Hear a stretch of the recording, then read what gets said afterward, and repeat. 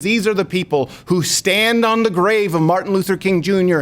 once a year, every year, and try to use his words for political expediency, and it's just not accurate. I think that if he had been anywhere close to what we have today, his speech might have been a little different. That any man, woman, thee, or your guess is as good as mine will be seen only as the sum parts of the sexual organs, skin color, and or results of their current hormone replacement therapy. I have a dream.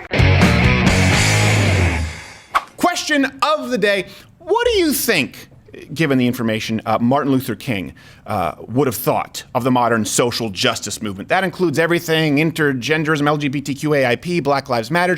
I don't even know if Black Lives Matter is still a thing. Are they called something else? I don't think so. I have no idea. But let's imagine Martin Luther King Jr. today. I'd like to contrast his words, his ideas, with the ideas of the left, who, of course, love to deify Martin Luther King Jr.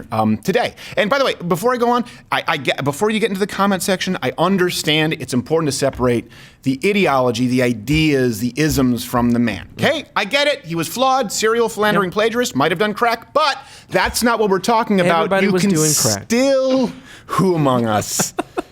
Throw the first crack stone. I think it's just a rock. Yeah, it's a rock. But I want to focus on the ideas that he espoused, and not only espoused, but actively encouraged. I mean, this was his raison d'être. This is what he lived for. So let's contrast it first. Martin Luther King Jr., where would you think that he lines up on Western civilization, particularly the United States of America? Well, he was very much passionately pro-Constitution, pro-Western Judeo-Christian morality. And a lot of people forget this. He was a pastor. Right. Yeah. Often reverend, pastor. Right. Mm-hmm. Yeah. Not entirely sure the difference. I think it's a collar. Sometimes a pointy hat. But he supported these ideas, particularly of the founders and the Declaration of Independence and our Constitution. It was a common theme in his speeches. I have a dream that one day this nation will rise up and live out the true meaning of its creed. We hold these truths to be self-evident, that all men are created equal. Isn't it funny, though, too, when you go back and look at that, the audience was mixed, but the black people, if they were to dress that way today, would be accused of not being black enough. Oh, What do you wear? What do you wear your fedora and plaid shirt? You a f***ing brawny man? Get the f*** out this motherfucker. Oreo. And by the way, he expounded on that even further. There was, I want to bring this up, a letter from Birmingham jail where he wrote, "One day the South will know that when these disinherited children of God sat down at lunch counters, they were in reality standing up for what is best in the American dream and for the most sacred values in our Judeo-Christian heritage, and thusly carrying our nation back to those great wells of democracy which were dug deep by the founding fathers in their formulation of the Constitution and the Declaration of Independence." He hit all the notes. You couldn't find that at an NRA convention. Nope. The Declaration of Independence, Constitution, Founding Fathers, basically evil white guys. But he seemed like he was a fan. Yep. Because he was a fan of the ideas, regardless of who espoused them. That's an important part of his worldview. Let's contrast that with today's progressive leftists. They see themselves as fighting against the ideas of the Founding Fathers. I've got a simple idea. Let's give up on the Constitution. I know it sounds radical, but it's really not. I just expect that guy to go,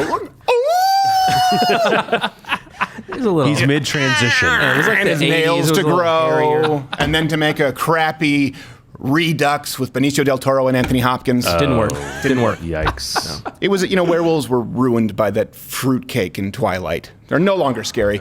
Let's go to Martin Luther King Jr. and the LGBTQAAIP agenda. Here's something that's important. It's not only was he not on board with it, okay? He actively rallied and spoke against it. Now, I'm not saying that I agree with everything MLK Jr. spoke to, okay? But I want you to be clear on what it is that he believed. Writing an advice column in Ebony magazine. Is that still a magazine, Ebony? I think it is. So. Yeah. Really? Yeah, I believe it is. I just thought it was Stuff. Yeah. What? That's an actual magazine, not Stuff. This is how out of touch people here are with black culture. Sure. Stuff, Yeah, I believe, is a person of color magazine. I could just be confused I don't because know. on the cover Really? is always big butts. It's likely Stuff yes, magazine. yeah. Let's bring this up You as were an not on overlay. any of the covers. I am not, but I cut it a wide swath. Okay, Ebony Magazine, he was asked the following. This was a question from a young man. My problem is different from the ones most people have. I am a boy, but I feel about boys the way I ought to feel about girls. I don't want my parents to know about me. What can I do? Is there any place where I can go for help?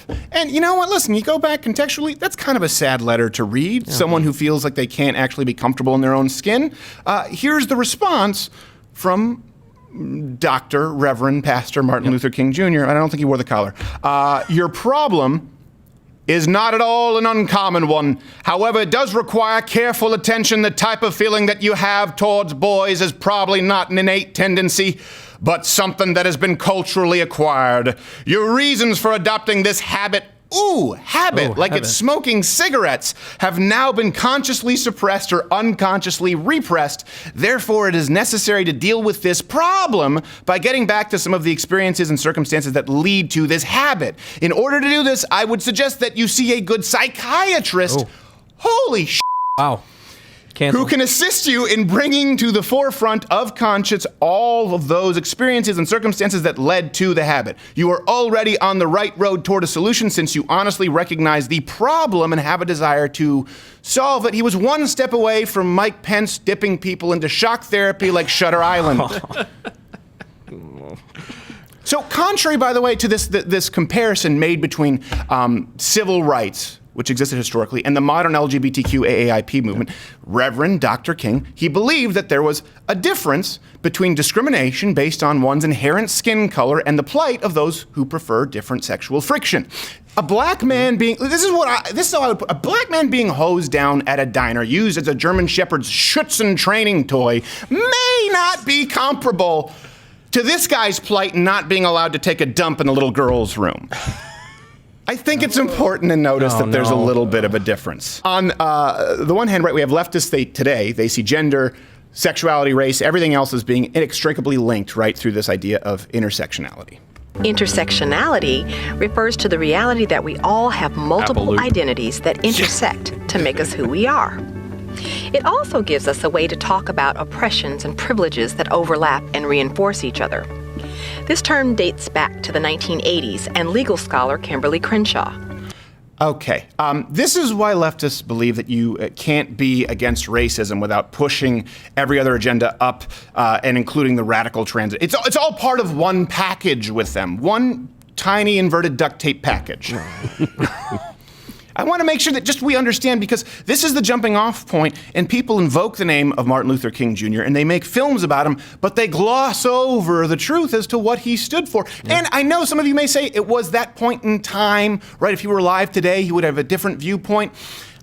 Maybe, but here's the thing. Back then, there were still people who were Democrats, but progressive leftists who were still pushing these kinds of ideas, right? You can go back to boomers. You can see what people believed in the flower power era. You can see what people believed as far as wealth distribution and radical socialism. You can see what they believed in inherent patriarchal Christian society and how they wanted to destroy that foundation. He saw that and spoke out against it. He wasn't a Republican, contrary to popular belief. I'm not going to perpetuate that myth, but he wasn't really a Democrat either. He was a man of principle as he saw it, and you try to gloss over the ones that you don't like. By the way, hit the notification bell and hit all notifications if you're subscribed on YouTube, because apparently, what is it? If they don't hit all notifications. You gotta hit all. You gotta subscribe. You gotta touch the bell. The bell will open. You say tuck. All.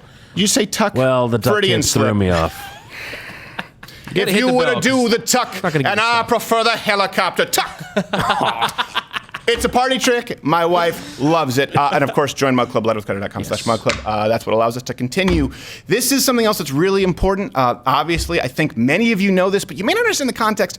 Martin Luther King Jr. and his views on how you affect change in society. Notably, his support for peaceful protest. Let me say, as I've always said, and I will always continue to say, that riots are socially destructive and self-defeating. I'm still convinced that non-violence is the most potent weapon available to oppress people in their struggle for freedom and justice. I feel that violence will only create more social problems than they will solve. I understand when people say he was a good speaker. Like, I'm watching that, I'm going, I wish I were black. Now you know how I'm kind of ashamed that I'm not. I feel like there's a party that I've been left out in. There's like a house party, and there's a guy, I look through the window, there's a guy in there with a tall, flat top. I'm like, oh man, what's he up He to? looks fun. What's going on in there? That sequel is going to be that disappointing. And I think this is important because a lot of people assume that all figureheads of most social movements believe this. Not if you contrast it to people like Malcolm X or even people who are still around like Farrakhan. Not all black liberation theologists believed in peaceful protest. That's important. He was going against the grain, right, compared to a lot of people. You can look at the Black Panthers. You can look at some of the other leaders. That's important to recognize, and I think it's important not to gloss over because it is one of the facets that makes Martin Luther King Jr. unique and why he's beloved by white and black people alike. He believed in a nonviolent legislative process. Yeah. Now, let's contrast that with, again, today's progressives. Violence has become not only common at leftist protests over the last decade. Of course, we did a video on that. Is the Black Lives Matter video still up on YouTube, or do we have to take it down? It may be down. I'd have to check. I'm not entirely sure. A lot of them are down, but if it's down, you can go to Mug Club. Started with you go back to Black Lives Matter, and you fast forward. You have Antifa, you have Occupy Wall Street. Anytime leftists have gathered in the last 2 decades. Let's go 3 decades. You can even go to Woodstock or Woodstock 99. Either one. Anyone that has the words wood and stock in it, all the way up to Antifa today.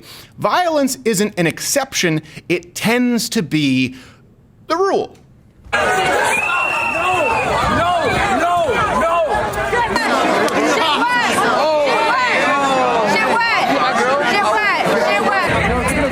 Don't you love that girl who loves the protection of knowing that a man won't hit her? Right here.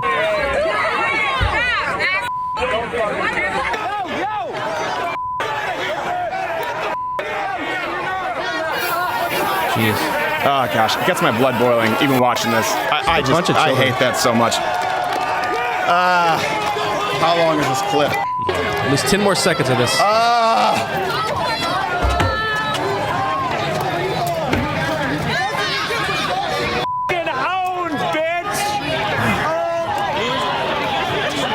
The worst part is he's Asian. Why didn't he float up a tree branch and flutter kick? Yeah. What happened? I thought that was part of it. He was working on it. Jackie Chan's full of crap, man.